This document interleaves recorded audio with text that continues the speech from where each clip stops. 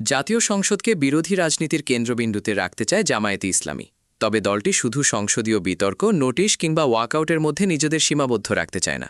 গণভোটের রায় বাস্তবায়ন, স্থানীয় সরকার নির্বাচন, জ্বালানি, দ্রব্যমূল্য ও আইনশৃঙ্খলা পরিস্থিতির মতো ইস্যু সামনে রেখে রাজপথেও চাপ বাড়াতে চায় তারা। দলটির লক্ষ্য সংসদ ও মাঠ দুই জায়গা থেকেই বিএনপি সরকারকে রাজনৈতিক চাপে রাখা।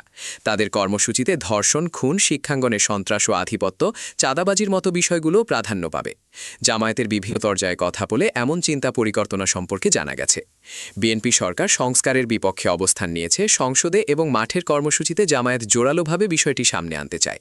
তারা অতীতের মতো কেবল সংসদ বর্জন বা প্রতীকী প্রতিবাদের মধ্যে সীমাবদ্ধ না থেকে সংসদীয় বিতর্ক, ওয়াকআউট ও মাঠের আন্দোলন সবকিছু একসঙ্গে চালাতে চায়। জামায়াত দলীয় প্রশাসক বাদ দিয়ে দ্রুত নির্বাচন এবং সেই নির্বাচনে এসব প্রশাসককে অংশগ্রহণের সুযোগ না দেওয়ার পক্ষে।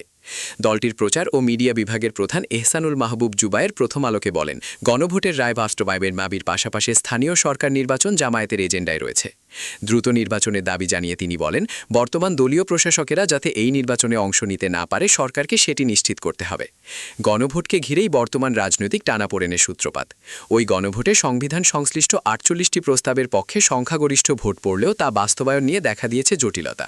বিশেষ করে বিএনপির নির্বাচিত সংসদ সদস্যদের সংবিধান সংস্কার পরিষদের সদস্য হিসেবে শপথ না নেওয়ায় সংকট আরও গভীর হয়েছে বলে মনে করছে জামায়াতের কেন্দ্রীয় কমিটি ৩ জন নেতার কাছে প্রথম আলোর পক্ষ থেকে জানতে চাওয়া হয়েছিল, দলের অভ্যন্তরে কোন কোন বিষয় নিয়ে আলোচনা চলছে, সামনে তাদের পরিকল্পনা কি।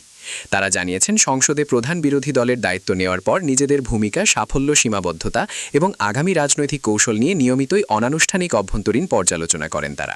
সেসব পর্যালোচনায় সংসদকে মূল গুরুত্বের জায়গায় রাখার বিষয়টি উঠে আসে। সামনের দিনগুলোতেও সংসদ একই গুরুত্ব পাবে বলে জানান তারা। দলীয় সূত্রগুলো বলছে, সংসদে বিরোধী দল হিসেবে নিজেদের অবস্থান প্রতিষ্ঠা, গুরুত্বপূর্ণ ইস্যুতে বক্তব্য তুলে ধরায় এবং সরকারের বিভিন্ন সিদ্ধান্তের সমালোচনায় সক্রিয় থেকেছেন জামায়াতের সদস্যরা। তবে জামায়াতের কোনো নেতা মনে করেন, সরকারি দলকে যৌক্তিক সমালোচনার মাধ্যমে চাপে রাখতে তাদের আরও ভালো করার সুযোগ রয়েছে।